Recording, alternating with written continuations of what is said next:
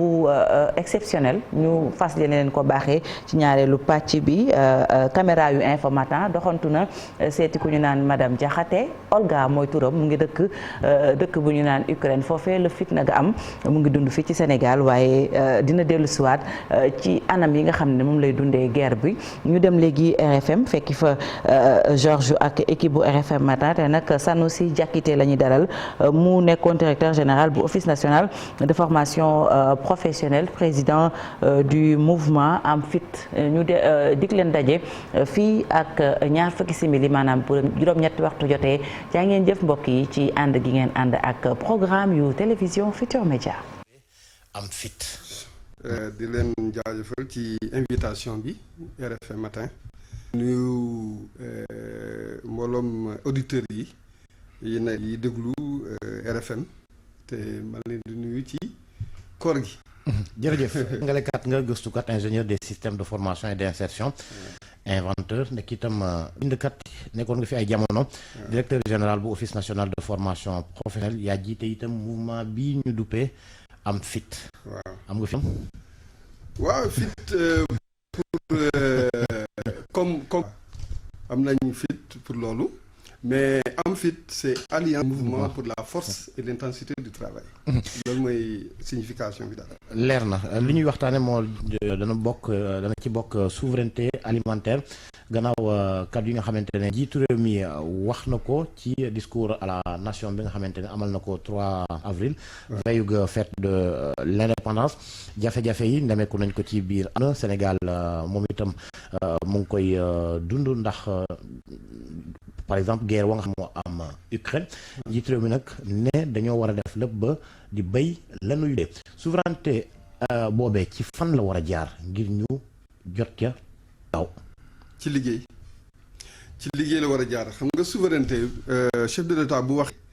dañoo war a def suñu lépp pour am suñu souveraineté loolu mooy amaguñu ko donc dañ koy war a xeex tous les jours la mu ne indépendance du acte isolé d'un jour bataille permanente la d'accord naa ci ak moom lool mais loolu ça veut dire dañoo war a nangu ne nun fi ñu toll nii moomaguñu suñu bopp te dañoo war a xeex loolu ba moom suñu bopp du souveraineté alimentaire loolu rek moo ñu manqué souveraineté lépp moo ñu manqué souveraineté économique souveraineté numérique souveraineté yëpp dafa ñu manqué te loolu pour ñu vraiment tabax ko muy liggéey gis nga Georges boo jëlee téeméer ci ñi nga xam ne ñoo war a liggéey juróom fukk ak juróom ñoo am activité ñi ci des yëpp liggéey te liggéey moo am koom nit ñi dañoo foog ne capital moo am koom liggéey mooy joxe koom liggéey boobu valeur économique bu ñuy joxe soutenir croissance économique dañoo war a xam ne ñi nga xam ne liggéeyuñu ça fait près de 4,150,000 au Sénégal xam nga loolu bari na. mais ñooñu dañuy faral di gis dañuy xaar rek nguur gi jox leen liggéey est-ce que ñoom itam waruñu xar seen tànk tubéy dem liggéey. waaw loolu dëgg la mais dañ koy organiser. liggéey dañ koy organiser dañ koy jàpp ne jumtukaay la pour koom-koom. du rek am xëy waxuñu xëy xam nga xëy bu ñu waxee xëyum ndaw yi sax mën nañu wax ne xëy waa baax na. mais mën nga xëy te liggéeyoo man liggéey laa wax activité de production de biens et services. loolu production boobu mooy joxe koom. donc loolu dañ koy organiser ci réew yi nga xam ne yëpp dañoo am ils ont été développés dañoo sukkandiku ci liggéey buy joxe koom xam dañu ne production économique mooy capital ak travail ñun nag mais travail duñ ko importer travail ñun la jeunesse yaa ngi fii dañ koy organiser buñ ko organiser ñu am koom capital la ñuy importer dañuy def emprunt mais te bi ñu am ci suñu richesse xam nga ñaata la ñuy delloo ci fay mbor juróom benn fukk ak ñett fan la ñuy jëm donc il faut que organiser liggéey bi joxe koom nit ki dina liggéey amal boppam mais lu mu liggéey dafay yokk suñu koom te loolu dañ koy organiser ci réew liggéey manqué fi de liggéey manqué wul suñu réew organisation moo manqué pour nit ñi liggéey boo jëlee 4,150 millions ñi nga xam ne dañoo toog na liggéeyuñ mais loolu bu ñu liggéey woon xam nga ñaata la ñuy am 3 000 milliards par année xam nga bu ñu amoon sax seulement SMIC laa wax de. SMIC daanaka sunu budget. la non liggéey mooy lu liggéey bi di joxe laa wax. moom laa wax. waaw 3 000 milliards 4,150,000 nga ne rek SMIC rek la ñuy am mais dañuy am 3 000 milliards 3 000 milliards bu ñu yokkoo sunu kii du ñu am souveraineté dañuy am souveraineté parce que lu ñëw dina résister mais fii nii toujours yeneen réew ñooy wax bu ñu indee seen xaalis dañuy joxe seen condition toujours du amuñu souveraineté ci li ñuy war a doxal suñu réew. Georges si vous permettez waaw xam nga liggéey comme ni nga ko waxee bokk na ci li koy joxe mooy ñaari mbir yi gën a dëgër. ñaari càmm lay taxaw. benn bi mooy nga am xam-xam bi benn bi mooy nga am mën-mën bi. kattan bi mais ñaari yooyu dafa mel ni dafa am lu ci sooxe benn bi mooy mën-mën bi xam-xam. parce que anam bi ñuy tàggatee xale yi ci réew mi mën na tax kenn ku nekk nga génn dem wutal sa bopp liggéey. formation boo xam ne da lay jëlal du CI ba keroog ngay am un diplôme supérieur lu ëpp 20 ans ndax loolu du loo xam ne aussi gàllankoor la ci réew yoo xam ne daanaka ndaw yi ñoo ci ëpp. non encore bu rëy xam nga liggéey. tàggat mooy préparer nit ki pour mu liggéey. waxuñu xam-xam de. tàggat mooy préparer nit ki mu liggéey te loolu dafa sooxee xam nga bii daate leadership pour de la formation professionnelle loolu wane naa ko nit ñi nañu bàyyi xool formation professionnelle ki échoué enseignement la mooy ñëw formation professionnelle déedéet nit ku jóg pour liggéey moo sa formation te ñun sunu ñi nga xam ne dañoo war a liggéey sunu réew la force de travail c'est 9 millions mais loolu bu fekkee tàggatu ñu leen nan lay mën a liggéey donc tàggat dafay gunge liggéey moo koy tax a jóg tàggat mooy tax a jóg mooy condition liggéey mais loolu dafay accompagner mais nañu jublu ci liggéey loolu lu muy laaj yépp ñëw mais yow loo ci def bi nga nekkee ONFP. man li ma ci def mooy dama tàggat pour liggéey tàggat yi nga xam ne dafay joxe xam nga man waxuma lijaasa jàng mais lijaasa liggéey laa fa def lijaasa li def liggéey mooy titre de qualification li ma fa joxe ci te ONFP moo nekk ci kuréel bi nga xam ne Sénégal moo am sañ-sañ joxe ay titre de qualification am na benn titre bu ñu génnee fii mooy gestion de marché loolu ONFP moo ko xalaat bu génne ko mais xale yi ñu fa tàggat ñépp ñu ngi liggéey te waxuñu rek da nga dem rek loo tax ñu mun laa tàggat déedéet même bu fekkee demoo école dañ lay tàggat parce que war naa mën a liggéey fii nga toll ak yow li nga mun lañ la tàggat pour nga mën liggéey bu méngoo ak yow. ci discours am bi bokk na ci li njiitu réew mi wax moo di lu jëm ci wàllu mbéy mi autosuffisance alimentaire. autosuffisance alimentaire moom boo ko déggee mooy foo xam ne na réew mi dina fa toll la muy bay daf ci dund ba doyal wala boog la muy dundee day nekk loo xam ne moom moo koy bayal boppam ba mu day sëkk. loolu ndax mën nañ ko def ak jamono ji nga xam ne li am ci ay jafe-jafe ci wàllu jote ci suuf ak ñi nga xam ne ñoom ñoo am moyens yi ñëw di ko foqati ci ñi nga xam ne xëy na dañu koy bay rek juste pour dund ci yem ci. voilà lan lañ war a def dëgg ba nit ñi nga xam ne ñoom ñoo am doole kàttan bi mën a jot ci suuf mën a bay. waaw xam nga loolu li nga wax noonu dëgg la c'est-à-dire suuf manqué wu fi de.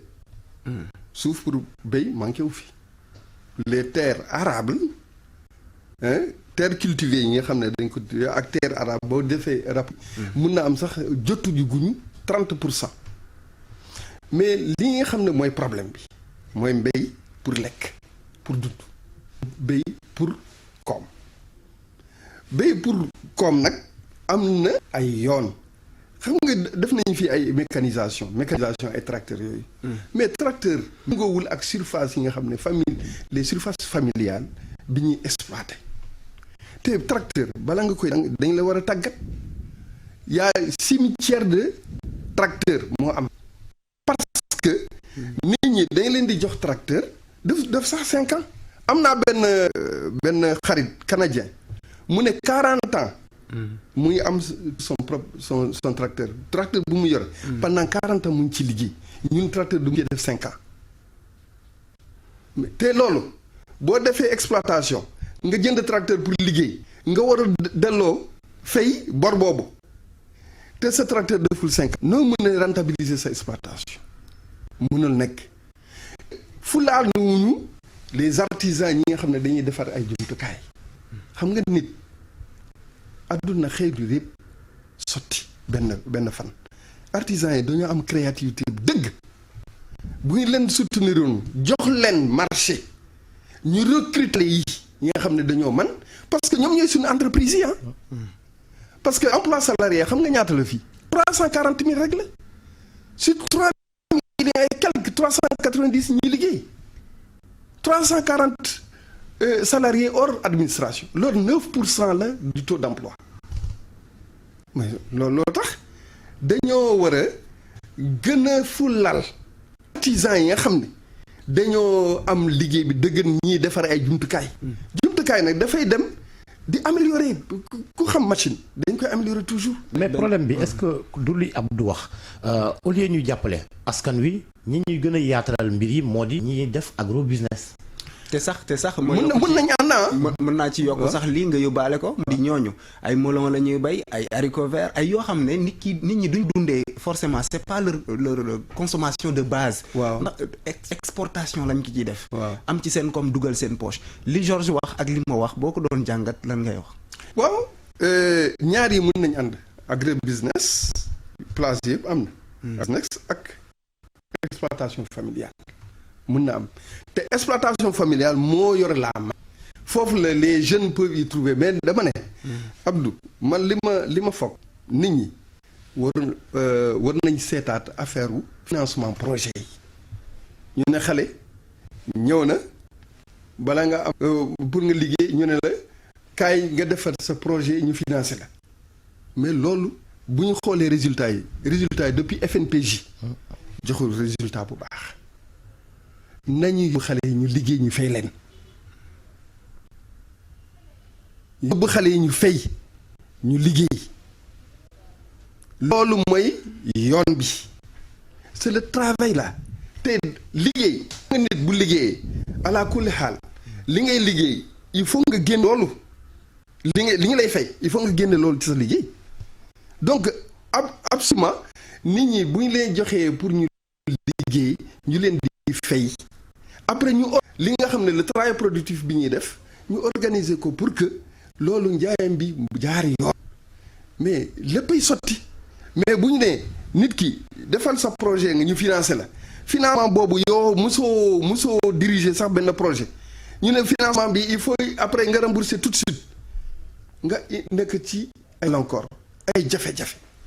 non dañuy organiser liggéey waxuma xëy de liggéey laa wax te loolu mën nañ ko organiser ci réew mi ñu bàyyi ne les 4 millions et quelques c'est vrai que chef de l'État wax na 46 000 emplois yi xëy ndaw yi lu mu mais 46 000 c'est quoi devant 4 millions et quelques. clairement da nga jàpp ni souveraineté alimentaire ci li mu war a jaar moo di meññ agriculture familiale ak agriculture de proximité. waaw on war nañ dooleel agriculture familiale dooleel artisan yi nga xam ne dañuy defar jumtukaay ànd ak jumtukaay bu amul nit ki li ngay du bare il faut que jumtukaay am na ñi nga xam ne dañoo xalaat balaa ngay kii xoolal y a des artisans qui ont conçu am nañ li ñuy concevoir ci ay machines mais loolu bu ñu ci jàppoon tuuti rek mu taxaw. xamoon mënoo bañ a wax ci invention. ndax xam nañ la ko machine à décortiquer bi nga xam ne inventé nga ko te muy décortiquer foño. waaw kon ci yoon itam dañoo revaloriser métier agricole yi. waaw xam nga ma jël foño bi. foño fi ñu koy béyee fii Sénégal mooy les régions du sud mais fépp lañ ko mën a béy fépp nee naa googu dañuy taxawal benn programme de développement du foño arachide ni mu développé wu fii dañoo taxawal programme de encadré ko ba affaire ba mu dugg ci tradition de culturelle arachide jógewu fi foño fii nag la jóge ñun ñoo ko moom et puis actuellement les pays étrangers là dañ ko bëgg bu baax a baax buñ ci sukkandiku tuuti rek mu jàppale suñu koom donc loolu programme la waxuma du af machine bi sax machine bi instrument la service d'une filière. est-ce que mën nañ yegg tey monsieur Sanoussi Diakité mën nañ yegg tey ba lu jëm ci wàllu blé bi nga xam ne dañ koy importer te souvent dañ koy fàtte mais bokk na ci gën a consommer ci réew mi après dugub beeg yooyu dañ mën a def tey ba mën a développer une filière blé au Sénégal par exemple. waaw dëgg naa am na ay chercheurs yi nga xam ne ci liggéey war nañ ko gën a gëstu pour nu mën a taxawal ko parce que jógewu fi bokk jógewu fi Amérique latine da jógee donc blé mën na fi ñëw mais attention waruñu bàyyi sunu moomeel mooy dugub suñu ñoo ko moom foo ñëw ñun ñoo ko moom war ko bàyyi parce que am na ñi nga xam ne dañoo bëgg li ñu moom ñu dooleel li ñu moom ba pare ñu soog a mën a gis leneen donc loolu moo war a nekk sunu kii boo wéeroo ci li nga da ngay am doole te ku ñëw mën nga ko xool ci bët carrément c'est pas que amul interdépendance mais am nga souveraineté loolu tax ñun mouvement bi dañuy ne souverainiste dañuy liggéey pour souveraineté taxaw baax mais souveraineté alimentaire autosuffisance alimentaire surtout ci wàllum ceeb yàgg nañu koy wax waaye ba léegi eggaguñ ci objectif wa nga xamante ne moom lañ sasoon suñu bopp Sénégal en tout cas fan la gàllankoor gën a nekk. parce que diversification moo doyul diversification il faut que li ñuy lekk ci ceeb wàññeeku en développant filière yi nga xam ne ñun ñoo ko moom. foo ñoom bi day su ko gaa yi xamoon. waaw dinañ ci bàyyi xel bu baax. mais franchement ñëpp koy te béy fa ñu laajul dara te am na koom laajul dara te c'est nutritif lan la mais munoo ministère de l'agriculture munul taxawal benn programme foñu bi nga xam ne dafa am jëm ne un objectif actuellement xam nga production fan la toll 5000 tonnes lan lay mën a